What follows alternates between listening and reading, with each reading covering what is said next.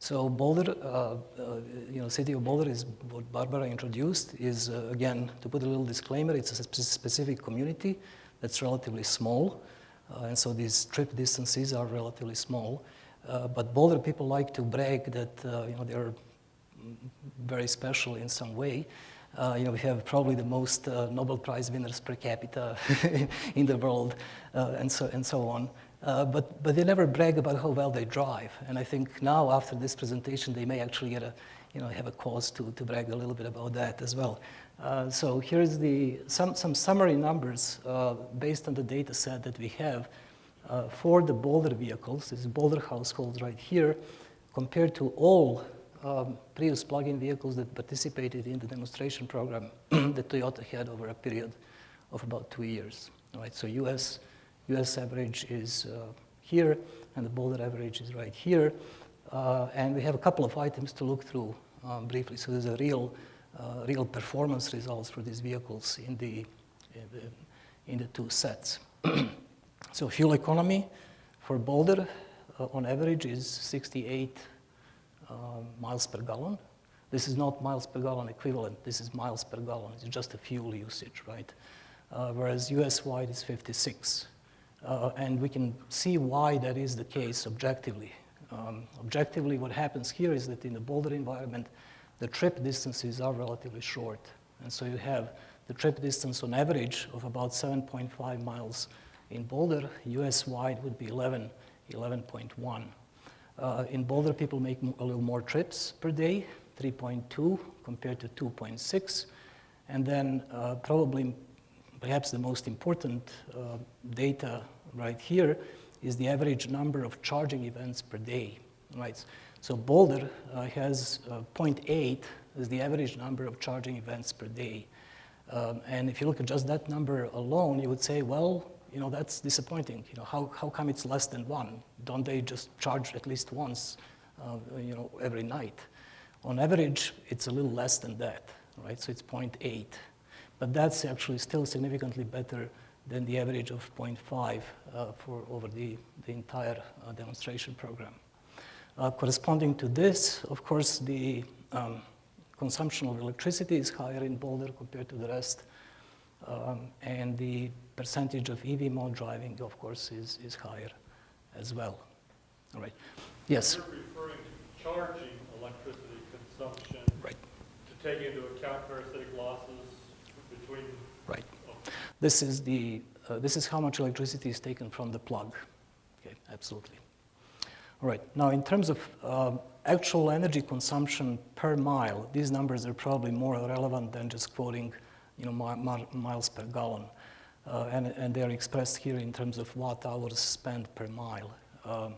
And for the Boulder average, we have from fuel 500 watt hours per mile, from electricity 90 watt hours per mile for a total of 950 watt hours per mile. Yes. Yeah, these numbers seem to contradict your earlier graph where you had 91,000 miles for 27,000 kilowatt hours. Right.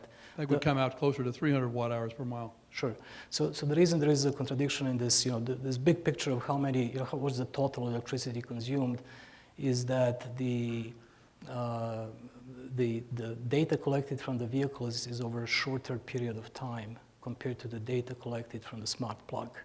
So the numbers that we have up front are not matching with respect to the time the data was collected. So the smart plug data was collected over a period of about 2 years. The vehicle data was collected over a period of about 1 year because the vehicles did not initially have the loggers installed. Okay. What do you say? I think it's pretty good, actually. So 68 miles per gallon looks like actually a pretty good number for a vehicle that has a relatively small battery to start with. All right, so now we have, there's more interesting stuff coming up here. So here's the distribution of fuel economy over the households, right? So on average, we have 68 miles per gallon achieved, but you see the distribution actually showing that the majority of households were able to obtain 60 or 70 miles per gallon.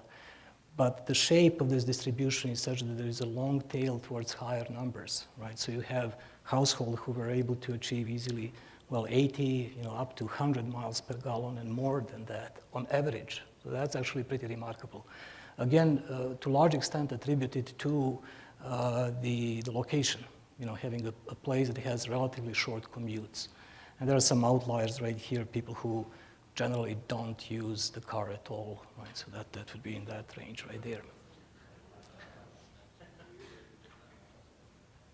All right. So driving patterns, again, you would expect for Boulder these trip lengths to be relatively short, but to me, this actually looked even shorter than I thought it would be.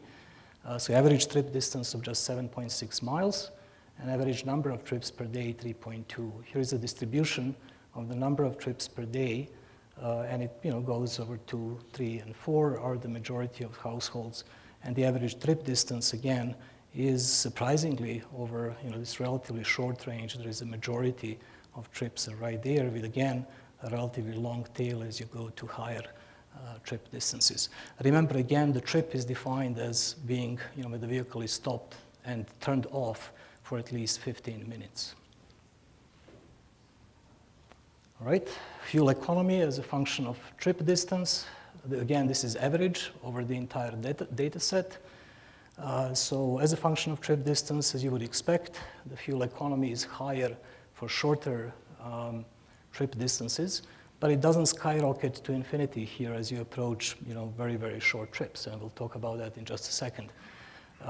The highest fuel economy in terms of the biggest impact of reduction of gasoline used to propel the vehicles occurs here for trip distances that are between 2 and 5 or so miles, and that's around 90 miles per gallon. On longer trips, the vehicle is going to average out to somewhat more than 50 miles per gallon. The average from this data set comes out to be 54 miles per gallon for long trips. All right, a more informative and numerically more significant graph is shown right here, which is actually the energy consumption in kilowatt hours per mile. And this is split into the energy consumption from gasoline, energy consumption from electricity, from the battery, and the total, the sum of the two. So the total or the sum of the two is this curve right here. The consumption from fuel are these dots right here, and the electricity consumption are the dots right here. And this is again as function of the trip distance in miles, right? So what happens? On short trips, in cases when the vehicle starts fully charged, then of course the entire, or essentially entire propulsion power comes from the battery. But in many cases, the vehicle starts not fully charged. In fact, in many cases, the vehicle starts in hybrid mode, in which case there is a fuel consumption even on short distances. And as we know for regular Prius, this is no different. On very short trips, there is initially a higher consumption from fuel to heat up the system, bring up the engine up. And so that explains the increased use of energy from fuel on very short trip distances, right?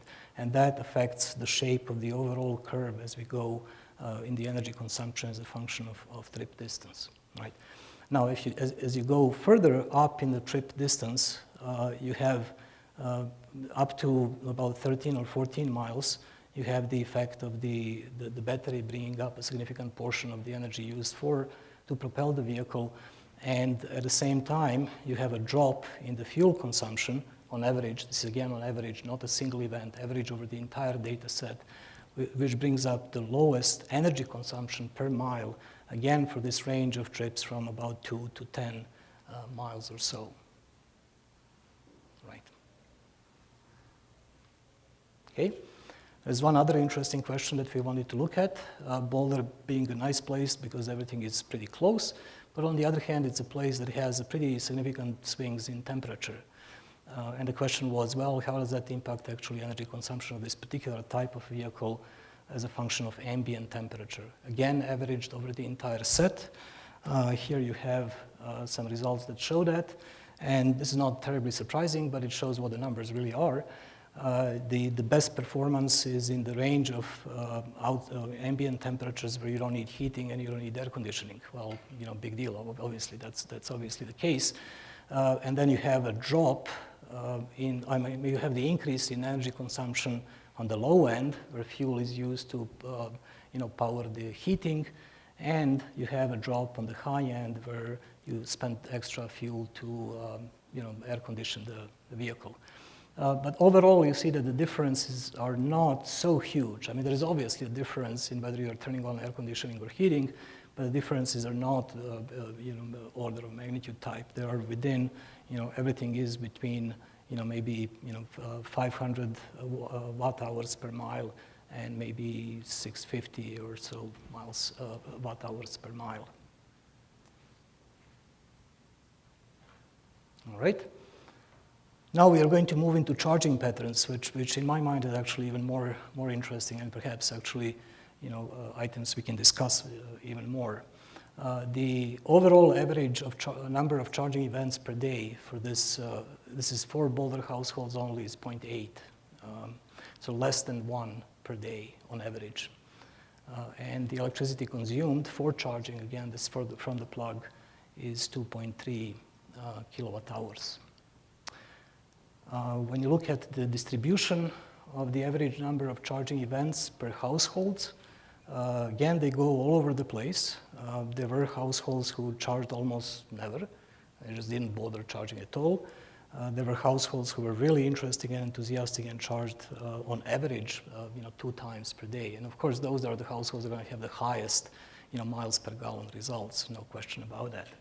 But the majority is somewhere in between, again, with the significant percentage of households in the range of a little less than 1 charging event per day. Similar to this, we have the electricity consumption per day on the right-hand side, and as you would expect, certainly if you have 2 charges per day, each one which is worth of about 3.6 kilowatt hours, then you're going to have the average that exceeds the capacity of the battery. But on average, you are in that range of charging the battery about once, which is the majority of the charging events that we have right here.